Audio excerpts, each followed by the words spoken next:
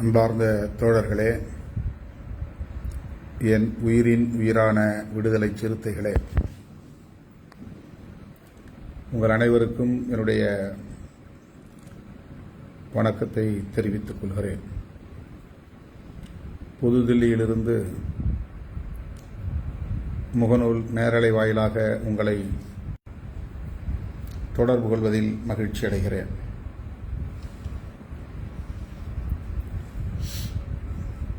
முன்னறிவிப்பு இல்லாமல் திடுமென முகநூல் நேரலைக்கு வந்திருக்கிறேன். அதற்காக பொறுத்தருள வேண்டுகிறேன்.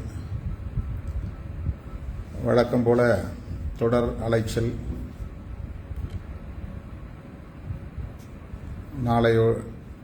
நாளையோடு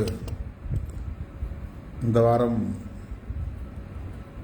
நாடாளுமன்ற நடவடிக்கைகள் முடிகின்றன. இடையிலே 4 நாட்கள் விடுமுறை.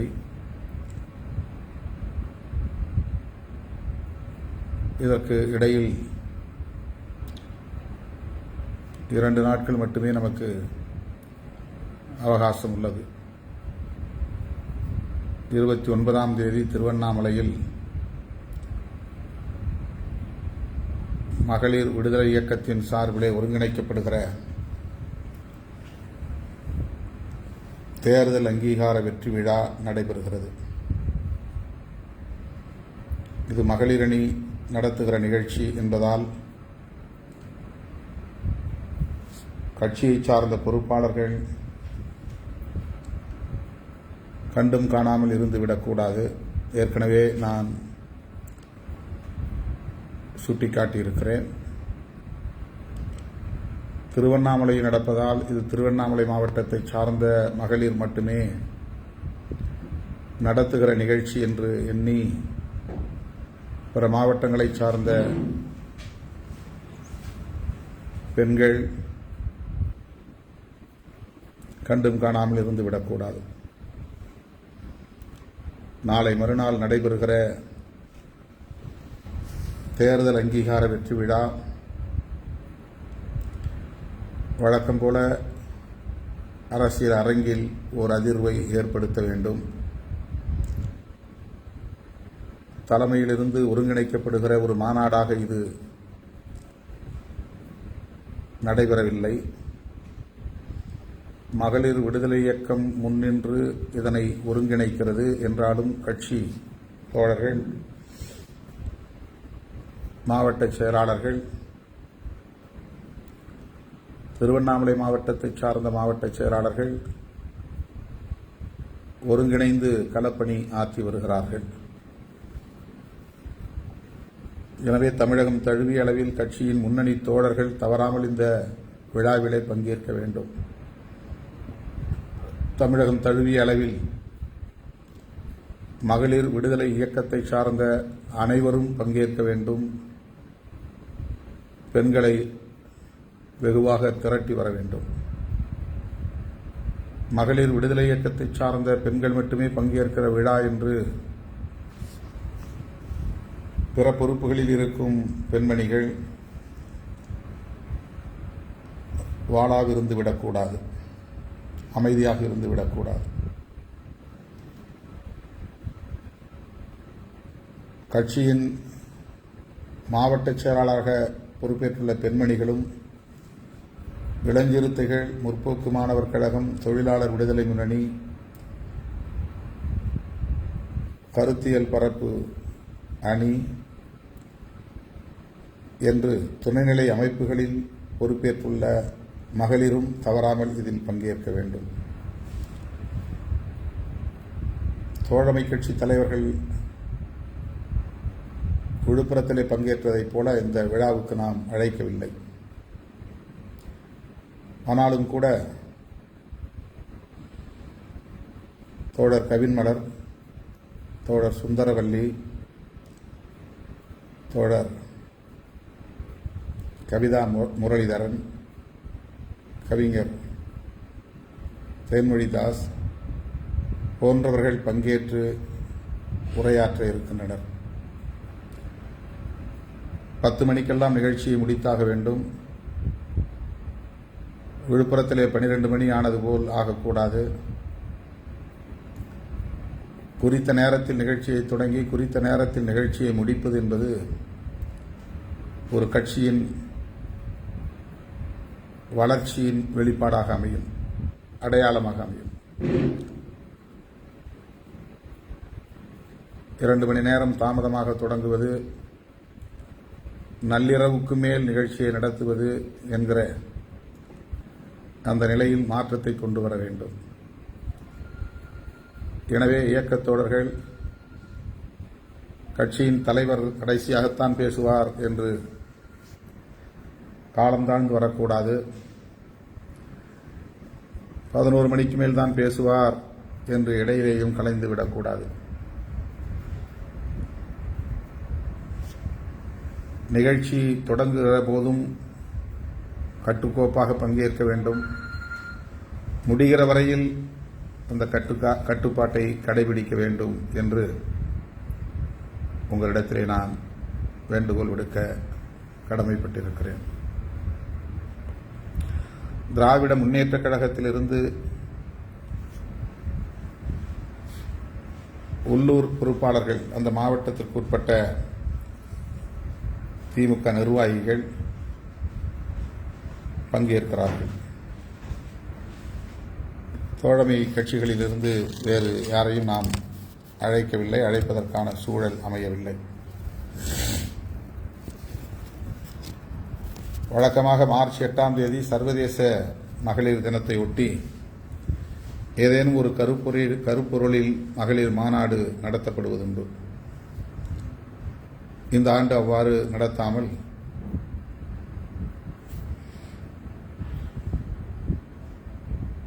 தேர்தல் அங்கீகார வெற்றி விழாவை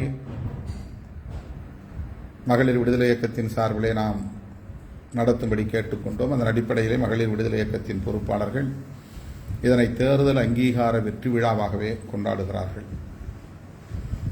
எனவே மகளிர் விடுதலை இயக்கத்தை சார்ந்த முன்னணி பொறுப்பாளர்கள் ஒரு சிலர் இதில் பங்கேற்று உரையாற்றுவார்கள். நான் ஏற்கனவே குறிப்பிட்ட சிறப்பு விருந்தினர்களும் பங்கேற்று உரையாற்ற இருக்கிறார்கள். நிறைவாக நான் உங்களிடையே உரையாற்ற இருக்கிறேன்.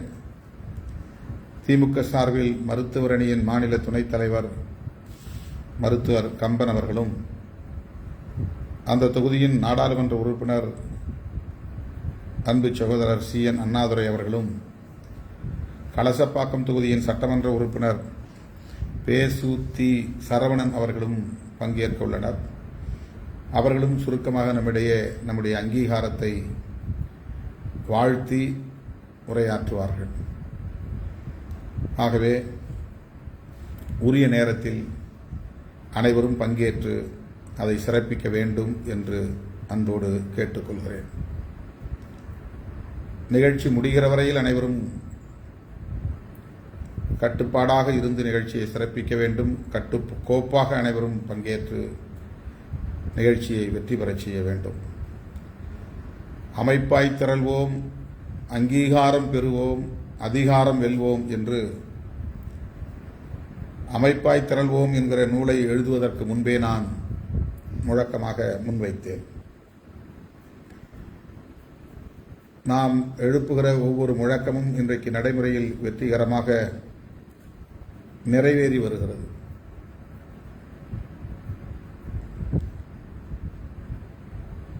சிதறி கடந்த மக்கள் இன்று விடுதலை சிறுத்தைகள் என்கிற ஒரு அமைப்பாய் திரண்டு எழுந்து தமிழக அரசியல் களத்தில் ஒரு மாநில கட்சியாக அங்கீகாரம் பெற்றிருக்கிறது. மேலோட்டமாக இதை அணுகினால் இதில் என்ன பெரிய சாதனை இருக்கிறது, வெற்றி இருக்கிறது, மகிழ்ச்சி இருக்கிறது, கொண்டாடுவதற்கு என்ன இருக்கிறது என்ற கேள்வி எழலாம். ஆனால் புரட்சியாளர் அம்பேத்கரின் கொள்கை வழியில் இயங்கக்கூடிய ஒரு இயக்கம், சாதி ஒழிப்பே மக்கள் விடுதலை என்று முழங்குகிற ஒரு இயக்கம் தேர்தல் அரசியல் களத்தில் அனைத்து தரப்பாரின் ஆதரவோடு ஒரு அங்கீகாரத்தை பெறுவதென்பது நான் ஏற்கனவே ஒரு கூட்டத்தில் சொன்னதைப் போல, வெளிச்சம் கலைக்குழு தோழர்கள் ஒருங்கிணைத்த நிகழ்வில் சொன்னதைப் போல, இந்த அங்கீகாரம் என்பது விடுதலை சிறுத்தைகள் கட்சி 5 முறை ஆட்சிக்கு வந்தது என்று சொல்லத்தக்க அளவுக்கு ஒரு மகத்தான சாதனையாகும். எனது அருமை தோழர்களே, அங்கீகாரம் பெறுவோம் என்பதை இன்றைக்கு நாம் நிறைவேற்றி காட்டியிருக்கிறோம். அதிகாரம் வெல்வோம் என்பதையும் நிறைவேற்றி காட்ட வேண்டும்.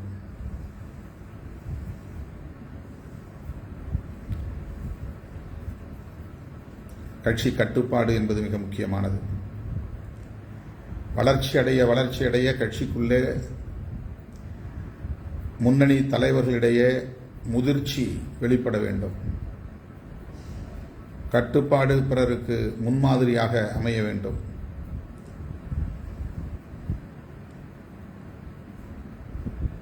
ஆனால் முன்னணி பொறுப்பாளர்கள் சமூக வலைத்தளங்களில் கட்சிக்கும் தலைமைக்கும் களங்கத்தை ஏற்படுத்தும் வகையிலே கருத்துக்களை பகிர்ந்து கொள்வது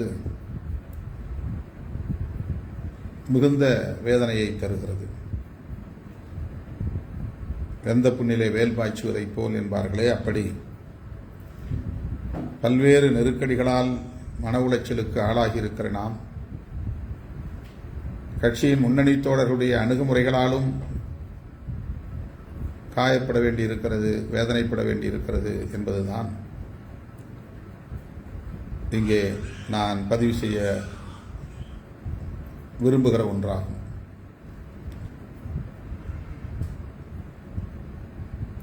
நமக்குள் எவ்வளவு முரண்பாடுகள் இருந்தாலும் கூட அதை சமூக வலைத்தளங்களிலே பகிர்ந்து கொள்ளக்கூடாது, பதிவு செய்யக்கூடாது. கடந்த 10-15 ஆண்டுகளாக இதை திரும்ப திரும்ப நான் சொல்லி வருகிறேன்.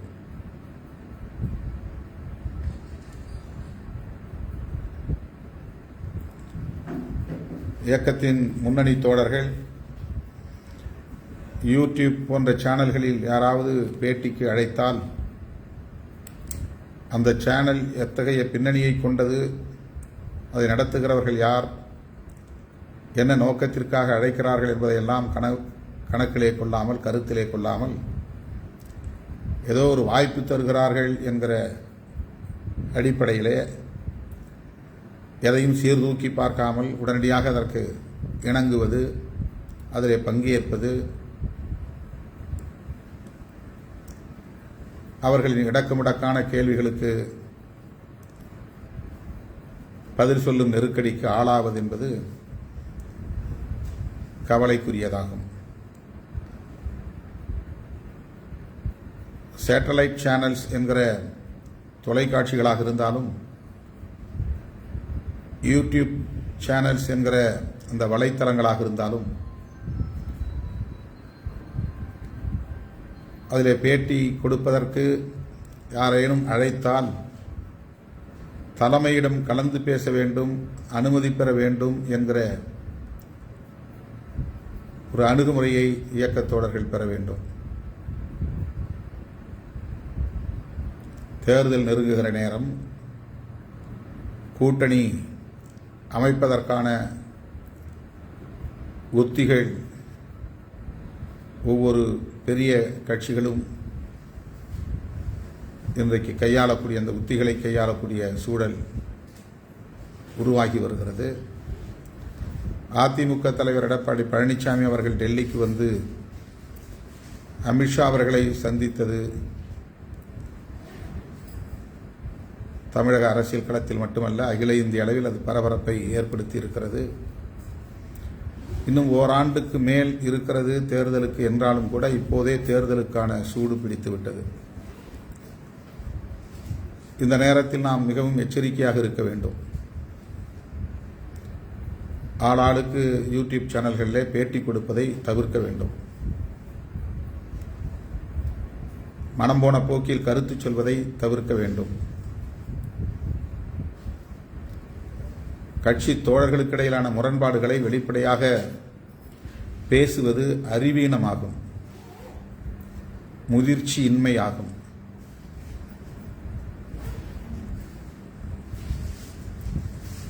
எனவே இந்த நேரலை வாயிலாக நான் சொல்லுகிற செய்தியை யாருக்கோ சொல்லுகிறார் என்று எண்ணி கடந்து போகாமல் ஒவ்வொருவருக்கும் குறிப்பிட்டு சொல்லுகிறார் என்ற உணர்வை நீங்கள் பெற வேண்டும். கட்சியின் தலைவர் என்கிற முறையில் இதை சொல்ல வேண்டிய ஒரு கட்டாயம் எழுந்துள்ளது. ஒவ்வொரு தனிநபருக்கும் நான் தொடர்பு கொண்டு இதை சொல்லிக் கொண்டிருக்க இயலாது என்பதனால்தான் ஒரு நெருடலோடு தான் இதை நான் சமூக வலைத்தளத்தில் அல்லது முகநூல் நேரலையில் பதிவு செய்ய வேண்டிய சூழலுக்கு ஆளாகி இருக்கிறேன்.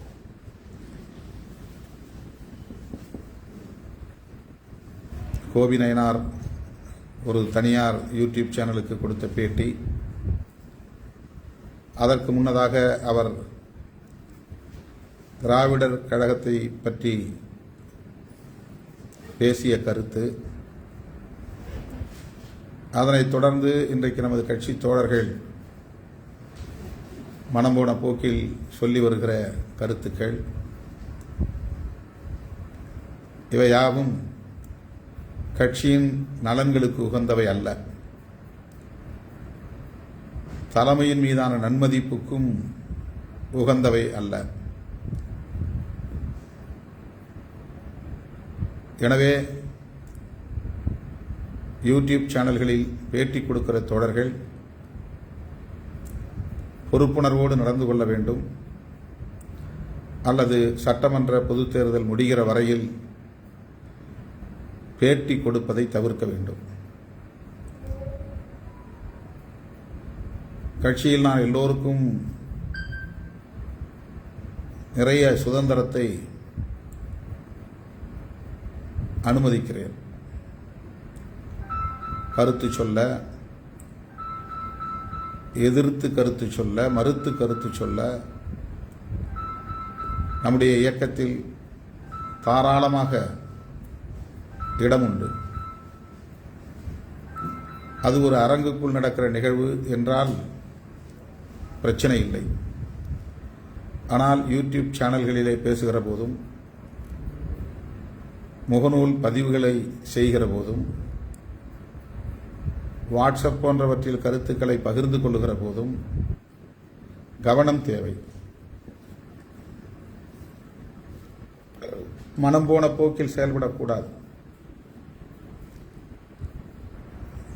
விருப்பு வெறுப்பின் அடிப்படையில் கருத்துக்களை பகிர்ந்து கொள்ளக்கூடாது.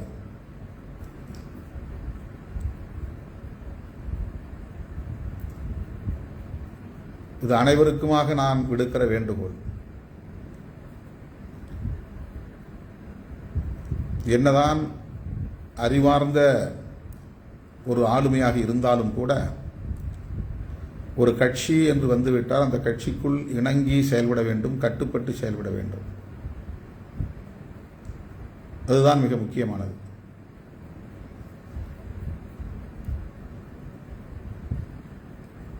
எனவே அருமை தோழர்கள், தமிழ்நாடு முழுவதும் களப்பணியாற்றக்கூடிய தோழர்கள், நீண்ட காலமாக இந்த இயக்கத்திலே எந்த எதிர்பார்ப்பும் இல்லாமல் ஓடி ஆடி உழைத்துக் கொண்டிருக்கிற தோழர்கள், பொறுப்புகளை பற்றி கவலைப்படாமல் பொறுப்புணர்வோடு செயல்படக்கூடிய தோழர்கள்,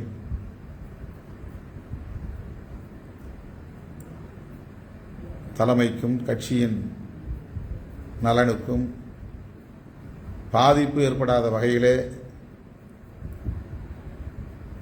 ஒரு கட்டுக்குள் இருந்து செயல்பட வேண்டும் என்று உங்களை நான் தோழமையோடு கேட்டுக்கொள்ள கடமைப்பட்டிருக்கிறேன்.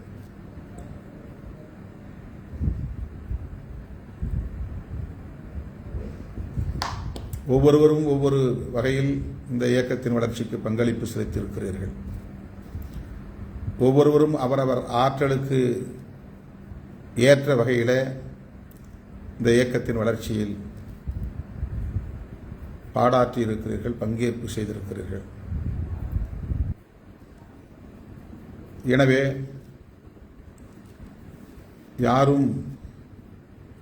யாருக்கும் சளைத்தவர்கள் இல்லை. யாருடைய தியாகமும் குறைத்து மதிப்பிடக்கூடிய ஒன்றல்ல. இதை நினைவிலே இருத்திக் கொள்ள வேண்டும், நெஞ்சிலே பதிவு செய்து கொள்ள வேண்டும்.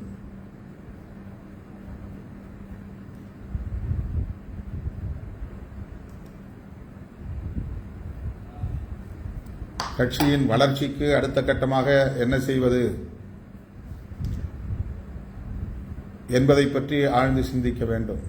இன்னும் ஓராண்டு காலம்தான் இடைவெளி இருக்கிறது. இன்னும் சொல்ல போனால் 2-3 மாதங்களிலேயே தேர்தல் சுறுசுறுப்பு சூடு கிளம்பிவிடும்.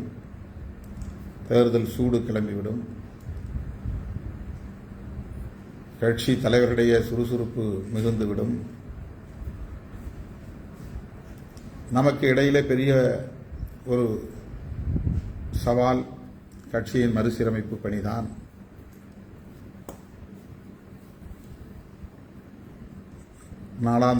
ஏப்ரல் 4ஆம் தேதியோடு நாடாளுமன்றம் முடிகிறது. அதன் பிறகு எனக்கு ஒரு வாரம் இடைவெளி தேவை என்று வேண்டுகோள் விடுத்திருக்கிறேன். நிகழ்ச்சிகளுக்கு நான் எங்கும் போகாவிட்டாலும் கூட தலைமையகத்திற்கு தேடி வரக்கூடியவர்கள் ஒரு நாளைக்கு 500 பேரிலிருந்து 1000 பேர் என்று ஆகிவிடுகிறது. அதனால் இதுபோன்ற பணிகளில் கவனம் செலுத்த முடியாத ஒரு இக்கட்டு நேர்கிறது.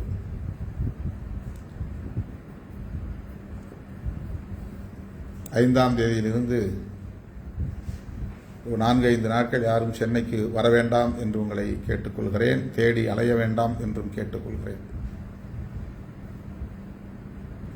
மாவட்ட செயலாளர்களை முதலில் அறிவித்துவிட்டு 234 பேர், அதன் பின்னர் மேலிட பொறுப்பாளர்கள் மற்றும் மாவட்ட செயலாளர்கள் ஆகியோரோடு தொடர்பு கொண்டு இதர பொறுப்பாளர்களை நியமிப்பது என்கிற பணிகளை விரைந்து நாம் முடித்தாக வேண்டும்.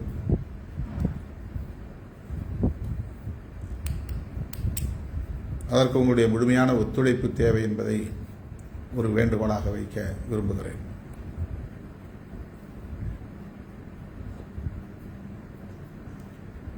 விடுதலை சிறுத்தைகள் கட்சி ஒரு மாநில கட்சி என்கிற அங்கீகாரத்தை பெற்றுவிட்டதனால் வேலை முடிந்துவிட்டது என்று நாம் நிம்மதி பெருமூச்சு விட்டு ஓய்வெடுக்க முடியாது. அங்கீகாரம் பெற்றுவிட்ட நிலையில் அதை தக்க வைப்பதும் அதற்கு மேலே அடுத்த கட்டத்தை நோக்கி நகர்வதும் இதுவரை எதிர்கொண்ட சவால்களை விடவும் மிக பெரும் சவால். அமைப்பாய் திரள்வோம், அங்கீகாரம் பெறுவோம்,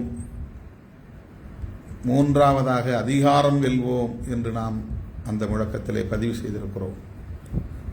அதிகாரத்தை பகிர்ந்து கொள்வது, அதிகாரத்தை வென்றெடுப்பது கட்சியின் நன்மதிப்பிலே அடங்கியிருக்கிறது. முன்னணி தலைவர்கள் பேசுகிற பேச்சில், எழுதுகிற எழுத்தில், நடந்து கொள்ளுகிற அணுகுமுறையில், ஒருவரை ஒருவர் அரவணைத்து செல்லுகிற பாங்கில், பிற கட்சியினரோடு இணங்கி செயல்படுகிற முதிர்ச்சி, இவையெல்லாம் சேர்ந்துதான் அதிகாரம் வெல்வோம் என்கிற இலக்கை அடைய முடியும்.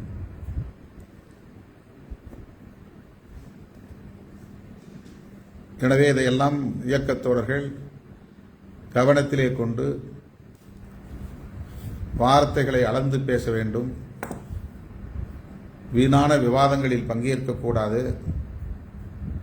உள்நோக்கத்தோடு யூடியூப் சேனலுக்கு பேட்டிக்கு அழைப்பார்கள், அந்த பேட்டிகளில் போய் பங்கேற்கக்கூடாது. இந்த யூடியூப் சேனல்களில் பேட்டி கொடுப்பதனால் பெரிய சாதனைகளை படைத்து விட்டோம் என்று எண்ணிவிடவும் கூடாது. அதெல்லாம் தற்காலிகமானவை.